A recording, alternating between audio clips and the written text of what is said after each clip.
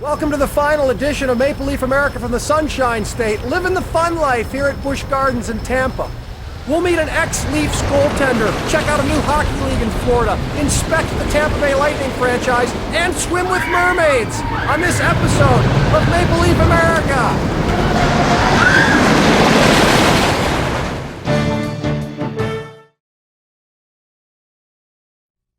Welcome back to Maple Leaf America. We begin our third and final Florida program visiting ex-Leafs goaltender Allan Bester. Right over there, smoking a stogie, enjoying the good life here in Orlando. Jeff Courtnall for the Capitals to Murphy, a shot, glove save, and a spectacular one at that, made by Allan Bester. The NHL has had its fair share of little goalies, but maybe it's his baby face or his happy demeanor. It just seems Allan Bester gets teased about being a little goalie more than anyone else. Hey. 6'4", be quiet. Will you stand on a box? Hey, leave him alone. Just smack him. Okay, stretch. Stand on skates? Okay, stretch. I'm a freak. The Allan Bester growth chart. I watch Toronto. They're every Saturday night. Toronto's on TV. Of course, I watched the Maple Leafs growing up, and Allan Bester with those glove saves he made. I was out in my backyard. I was about as tall as him when I was that young too, so I think the correlation was a lot stronger. Even his nickname suggests youth. It's Ernie, after a teenage boy in a 60s sitcom. And I decided to wear my glasses.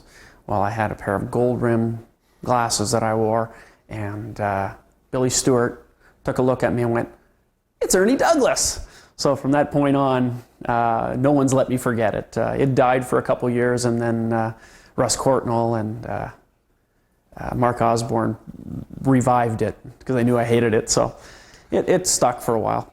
I suggested first that maybe Ernie came from Bert and Ernie, like the Muppets. Bester didn't think that was funny. Hey, enough about size. The guy played 219 games in the National Hockey League. I went to the All-Star game the last couple of years and seen the young guns. And the goaltenders are huge. You look at Javi Bulin in Tampa, massive. I mean, they're covering so much net. It's ridiculous. So look at Petr Roy from his rookie year to now. He's twice as wide. The equipment's gotten bigger. I can't handle that big equipment. I like my older stuff, so I'm at a disadvantage. Bester used his quickness and agility to keep the starting job in Toronto during a time when the franchise's performance wasn't exactly peaking. But the save is made by Bester. People say, if you'd only played for a better team or came in at a better time, or if you were, 10 years later. But then I look at it on the situation that I may have never played too. Because they were struggling, I got a chance to play. I was 5'7", 135 pounds at the time, 145 pounds. Didn't have a lot of opportunity to step into a team that was strong. I mean, I wouldn't have stepped into a Montreal and Edmonton when they had two solid goaltenders. And who's to say I'd have played a bunch of years in the minors? I may have went to school. So when I stepped in when I did, I was quite lucky to. And I was able to develop a reputation right away and play for a number of years. Confidence is the key to success for netminders, even when playing for not such a good hockey club.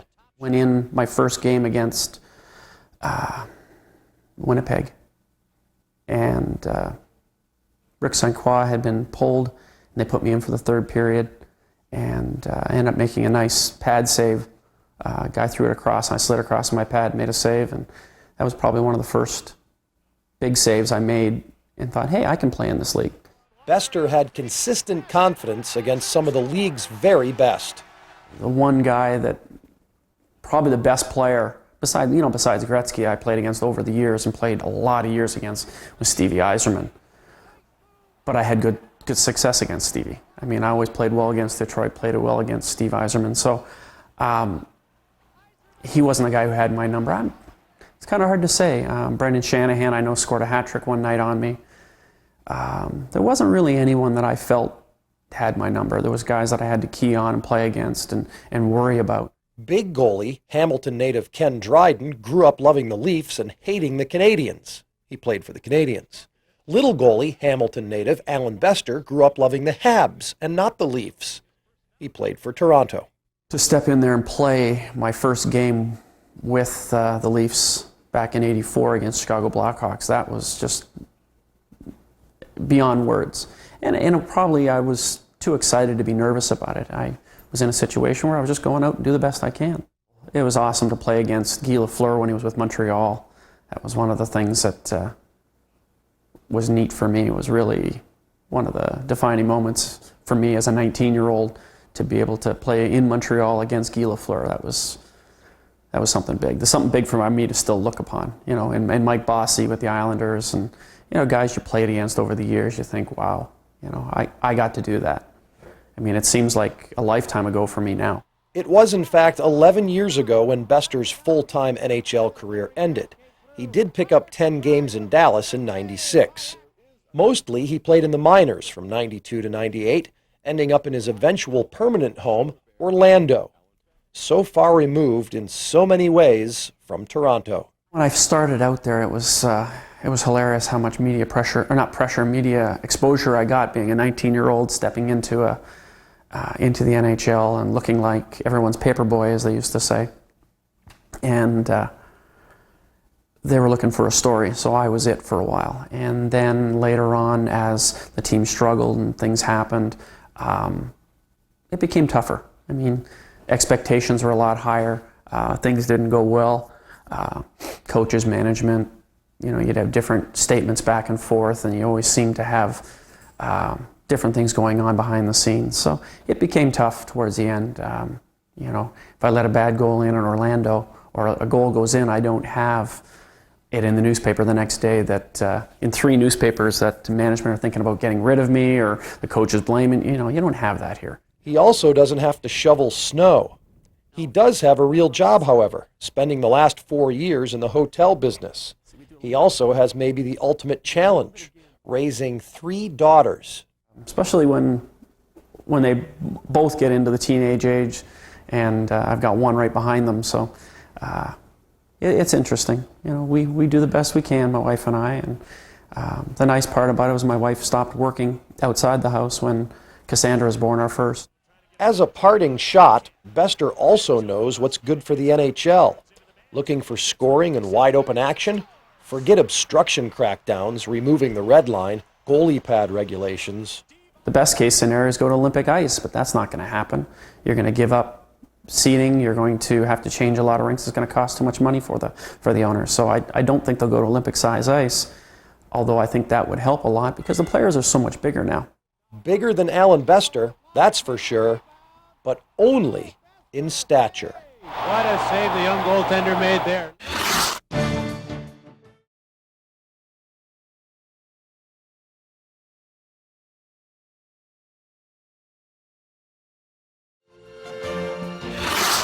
Down the road in Tampa, where F is for Florida, it's also for football most of the time, especially this year with the Buccaneers going to the Super Bowl. Just another factor in a hard hockey sell here on the Gulf Coast. There we go. After entering the NHL in 1992, Tampa Bay had solid attendance its first 4 seasons. But after the lone playoff appearance in '96, the novelty wore off. Ownership strife ensued, and attendance plummeted through 1999. Since, ownership has stabilized, the team has slowly improved, and fans have gradually been coming back. Have a good evening. Enjoy the game. It's tough to have a history or have tradition when you've made the playoffs one time in 10 years. And that's one of the things that, you know, I have no idea how long I'll have this job and how long I'll be here, but it's one of the things that I want to try to get us to start becoming, that we have some stability, that we find a role within the organization for former players coming back, you know, whether it's in coaching or it's in scouting or management, whatever it may be, that, you know, that we start to establish an identity. But with labor strife looming in 2004, will Tampa's hockey resurgence go for naught? Will momentum be squashed by a work stoppage? We're comfortable and confident that, you know, we can make it here in Tampa, and we're also confident that, you know, the other 30 NHL teams or the other 29 NHL teams can be successful in their current markets, and we hope that a system will be created over the next couple of years that will assist us. This is about a year of no excuses. You know, I don't want to hear that we're too young. I don't want to hear that we're too inexperienced. You know, Lecavalier is in his fourth year, and Richards in his third year, and Kubina. These young guys are coming now. They have some games under their belts, and we don't want the excuses. We want to work hard. We want to compete within and recognizing within the constraints that we have to work with financially. Constraints brought about by ownership losing a reported average of $15 million each of the last 3 years. Right now, the Lightning players are battling for their playoff lives and maybe for the long-term future of the franchise. Hopefully it'll never get to that point. I mean, I'm just getting into the league now. It's still pretty new, so hopefully there won't be the lockout. But I like to think this organization is pretty strong, and we got a pretty good fan base. So hopefully we'll be around for a while. Boyle would love to be around here for a while. He's been in the process of breaking out since coming to the Lightning from the Cross-State Panthers a year ago. I've been pretty lucky. I've been in Florida. I got traded from one Florida team to the other, so obviously the weather's great down here. That's obviously a big bonus. Hockey's not the hotbed that it is up north, but I think in time, I hope I'll still be around for that. But people are starting to pick it up, and it's getting better and better. This young, tenacious team has a calm, cool, collected, first-time captain, nouveau leader, 600-goal, 1,000 PIM man, Dave Andreychuk. You can just sense when we start winning some games in here that there is some excitement in this town. There are some hockey people that have, even people that are born in Florida are starting to follow hockey. And it's not an easy market, but it's a market that can be won over with a good team. His milestone goal-scoring season has helped. Any publicity that's not football is good publicity. There was a lot of excitement around the 600 goals. The power play record. Everybody was excited in the locker room. Everywhere that I went in town here, it was talked about. So it definitely brings some excitement to the town, no doubt. Especially, some of our fans that have come down from up north. We have a lot of snowbirds that are here for the winter time, and they're all familiar with myself and the way the team is and other teams that are coming into the building. So it was an exciting time for all of us. The Lightning would like to stick around long enough and be fiscally sound long enough to throw a parade. Maybe a victory celebration of some sort that until very recently had never ever been seen in Florida.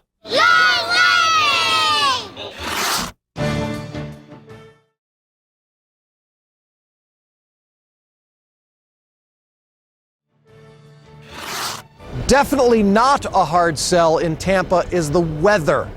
Despite the fact that the locals are complaining today because it only got up to 72, it's still a lot nicer than the Great White North. Much more ahead in our tour of the Sunshine State. We will take a look at the newest professional hockey league in North America, and we'll go swimming with mermaids. Stay with us. Being from Hamilton, just down the road, Saturday night, hockey night in Canada was pretty. It was an exciting time around our house, so I was very fortunate to get to play for the Leafs after watching them as a kid. The memories of Darryl Sittler, Lanny McDonald, Mike Palmateer.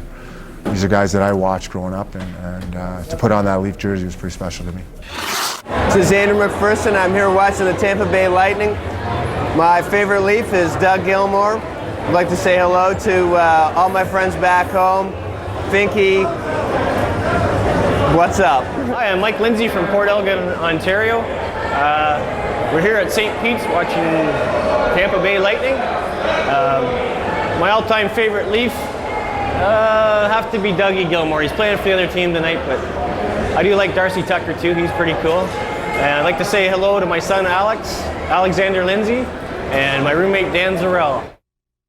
Welcome back to sunny Florida. I was getting a little warm, so I decided to drop into this swimming hole near the highway. Wiki-Wachi! I found Wiki-Wachi!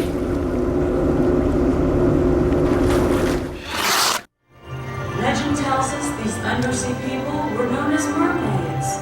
They swim gracefully and with little effort in their beautiful sea kingdom. Wiki-Wachi is what dreams are made of. Babylicious mermaids frolicking around in natural spring water. A roadside attraction kind of dream that's already lasted 5 decades. Once I was 18 and I was just looking for a job, I came to Weeki Wachee just pretty much looking for a job to do anything during the summer. And they said, why don't you try out to be a mermaid? And I said, no, I hear those girls get sick all the time. They said, no, go ahead and try out. You get used, your body gets used to it actually. So I did, and they hired me, and I've been here ever since because it's a really fun job. Sativa played the Little Mermaid this day, the starring role in an aquatic arrangement that is impressive for its lung capacity and athleticism. It's old-fashioned family fun. It's also bizarre. What keeps people coming here is the mystique of the mermaid, the myth and the fantasy of the mermaid. And the little kids really think that we're real. So that's what keeps people coming here, because when they bring their children, they came here when they were children, now they bring their children, and it's just, the kids are in awe because they really believe that they're seeing real live mermaids. It's really neat. The actresses and actor have underwater air pockets where they go to change wardrobe mid-show. The rest of the time, they periodically must suck in air from little propulsion tubes strategically placed around the natural underwater set. The biggest step is just getting used to breathing off the hoses. Once you're comfortable with that, you start swimming shows, and when you've been here for a long time, it's pretty much second nature. We're doing it every day, so it's just, you just grab it, you don't even think about it. But when you first start, breathing off the hose is probably a big part. And like some people might have a slight claustrophobia underwater, so you have to get over that. One must also get used to the natural environment.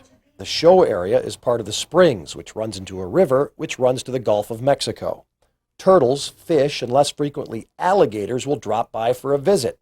Of course, the original mermaid to the drunken sailor, the manatee, is also a regular.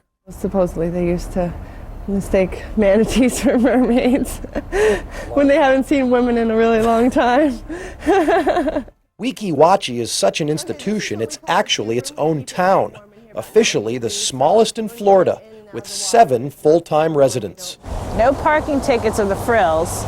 My duties are basically like any other mayor, overseeing the budget of $27,000 and basically making sure that all is well in the city of Weeki Wachee. The shows continue year-round. During warmer months, the Springs become a water park. Mermaid schools and camps are offered, so are wilderness cruises. Geez, all is well in the city of Weeki Wachee.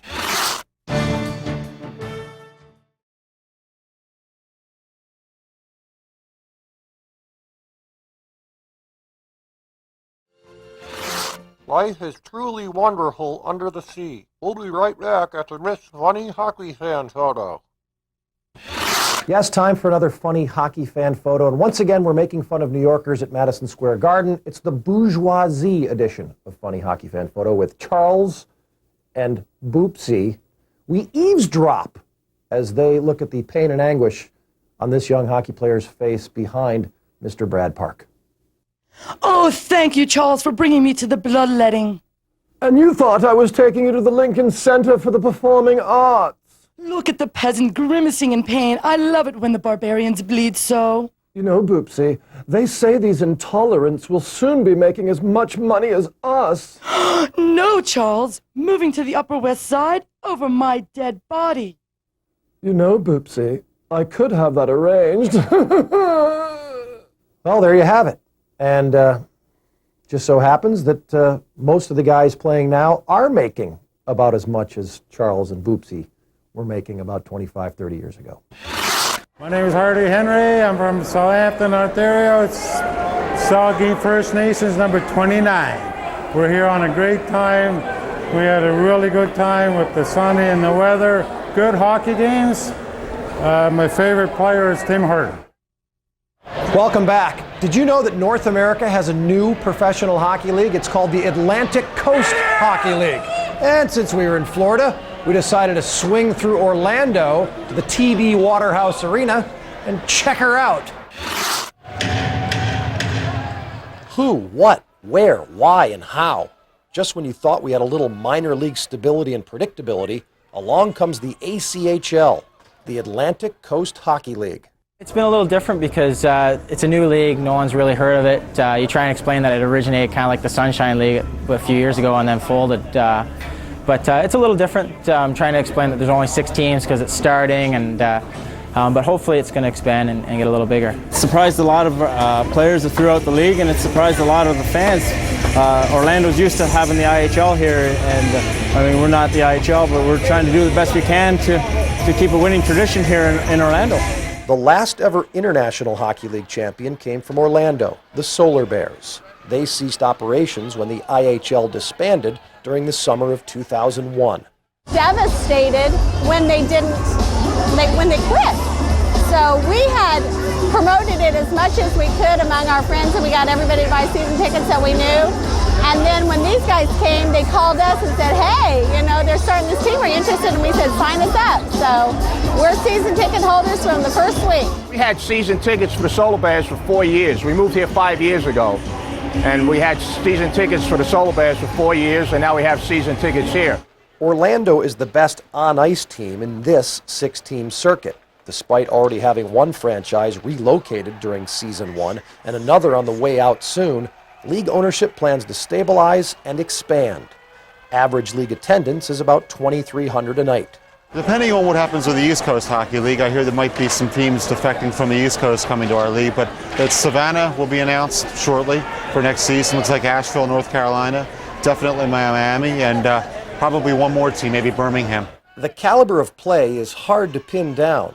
Not nearly as goonish as one might expect from a startup league, which falls somewhere below the ECHL and maybe slightly ahead of the United League. Former ECHL, IHL, and West Coast League champions dot the rosters. It's gone pretty good so far. I mean, the team's playing well, so you know, that way's going good. There's growing pains, you know, when you're a first-year team and league. There's a lot of stuff that needs to be ironed out, but for the most part, I think you know, the fans are enjoying it. It's competitive hockey, and you know, it's better than working 8 to 5. Gets pretty tough though, pretty physical, but it's a pretty good league. Most people thought it would be a goon league, but there's a lot of skilled players in it. It's a lot of fun to be here. Coming out of NCAA, I wasn't too sure. Not too many teams were knocking on the door, so I just trained hard for the summer and got the call from Tony Martino. I just got the opportunity and just you know, worked hard out there, and hopefully he gave me a spot, and hopefully continue what I'm doing out there. Don't expect much of anything from the ACHL in terms of prospects, but it is a nice place to keep playing or get started, and another opportunity for local hockey fans to enjoy the game they love.